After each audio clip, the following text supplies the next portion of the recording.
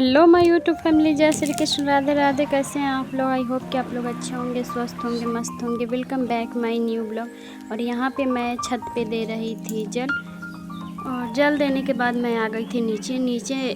Daily मैं कैसे पूजा करती हूँ ये मैं आप लोगों के साथ शेयर कर रही हूँ, क्योंकि ऐसे तो बस थोड़ा बहुत दिखा देते हैं, पर आज मैं दिखाती हूँ कि डेली का मेरा पूजा पाठ कैसे होता है। तो सबसे पहले जल देने के बाद मैं अपने लड्डू गोपाल को स्नान करा लेती हूँ, क्योंकि मेरे लड्डू गोपाल जो हैं उनको मैं डेली स्नान कराती हूँ। गर्मी भी वैसे ज़्यादा है, और हाँ, घर में लड्डू गोपाल हैं तो उनका सेवा करना हमारा फ़र्ज़ है, क्योंकि हम सेवा करेंगे तभी हमें और जब भी मैं लड्डू गोपाल को नहलाती हूँ तो उसमें गंगा जल डाल के और हल्दी डाल के नहलाती हूँ। और जो केसर वाला चंदन है वही लगाना चाहिए, क्योंकि अभी गर्मी का मौसम है और हमें ऐसा मानना है कि केसर वाले चंदन लगाने से हमारा जो मस्तिष्क होता है वो ठंडा रहता है, दिमाग ठंडा रहता है। तो ये लड्डू गोपाल जो हैं उनको मैं वृंदावन से लेकर के आई हूँ, और ये पीहू के बहुत ही जिद के कारण मैं वैसे माना जाता था, मैं सुनी थी कि बहुत ज़्यादा उनको टाइम देना पड़ता है, तो इसीलिए पीहू को बहुत ही मन था लड्डू गोपाल हमारे घर आए। और वैसे भी लड्डू गोपाल को जब हमारे घर आना था तो वो आ ही गए। और यहाँ पे एकदम कॉटन का मैं ड्रेस गर्मी में पहना देती हूँ, ये काफ़ी अच्छा फ़्रॉक लगता है। और हाँ, ज्वेलरी वैसे हमें ये डेली करने में बड़ी ही खुशी होती है। और ये एक बात और होता है कि जो पूजा का टाइमिंग है वो हमारा थोड़ा सा बढ़ जाता है। वैसे भागम भाग में जो हम करते हैं जल्दी जल्दी में, उससे अच्छा से हमारा पूजा हो जाता है कि हम बैठ के उनको स्नान कराने से लेकर उनका श्रृंगार करने तक का टाइम हमारे पास रहता है और हमें देना होता है। तो जब से लड्डू गोपाल मेरे घर में आए हैं, और जो भी जितना भी श्रद्धा भक्ति मेरे से हो पाता है मैं करती हूँ, जितना भी मेरे से हो पाता है उतना ही मैं करती हूँ। और यहाँ पे मैं उनको केसर का चंदन जो है वो लगा रही थी कि पूरे मस्तिष्क में ऊपर से जो सिंदूर या चंदन रेड या येलो, मैं कभी किसी दिन रेड लगा देती हूँ, किसी दिन येलो लगा देती हूँ। इससे क्या होता है ना कि उनकी जो सुंदरता है उसमें और चार चांद लग जाता है, बहुत ही प्यारे लगते हैं, बहुत ही अच्छे लगते हैं। और उसके बाद उनकी सारी तैयारियां करके उनको हम रख देंगे उनके जगह पे,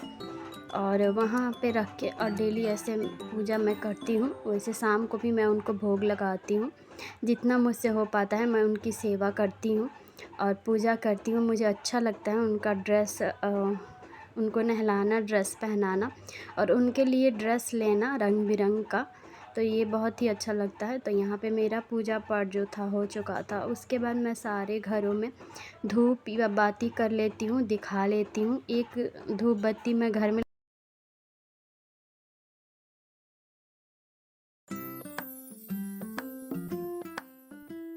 पूजा पाठ करने के बाद मैं आ गई थी नीचे भाभी के घर, और भाभी के घर था पूजा। संकटा माता जो होती हैं उनका पूजा हम भाभी करती हैं। तो उसमें क्या होता है, वैसे बहुत जन के यहाँ ये पूजा होता है इस तरीके का कलश रख के। और यहाँ पे जो सुहागन होती है वो 7 सुहागन रहती हैं, और सातों को खाना खिलाया जाता है, और सातों पूजा भी करती हैं। तो भाभी के घर ये हमेशा होते रहता है, तो वो हमें बुलाती हैं हमेशा हर पूजा में। तो इस बार मैं सोची थी कि इस बार मैं ब्लॉग में ले लेती हूँ कि हमें एक यादगार रह जाएगा। अगर हम एक जगह ना रह पाए या तो ये वीडियो में यादगार रहेगा। तो यहाँ पे सब पूजा पाठ हो गया था। उसके बाद सबको खाना खिलाना था, और खाना खाने के वहीं पे बैठ के सब खाना भी खाते हैं, वहीं पे पूजा करते हैं। और खाना वगैरह खाने के बाद हमारा पूजा संपन्न होता है, और फिर एक दूसरे का पैर छूते हैं। तो यहाँ पे ये पूजा चल रहा था, और मैं ऊपर से पूजा पाठ करके नीचे आ गई थी, और यहाँ पे पूजा हो गया था, खाना वगैरह भी हमारा हो गया था। उसके बाद एक दूसरे का पैर छुआ जा रहा था। तो ये माता रानी की कृपा है कि आपके और आपके पूरे परिवार को खुश रखें।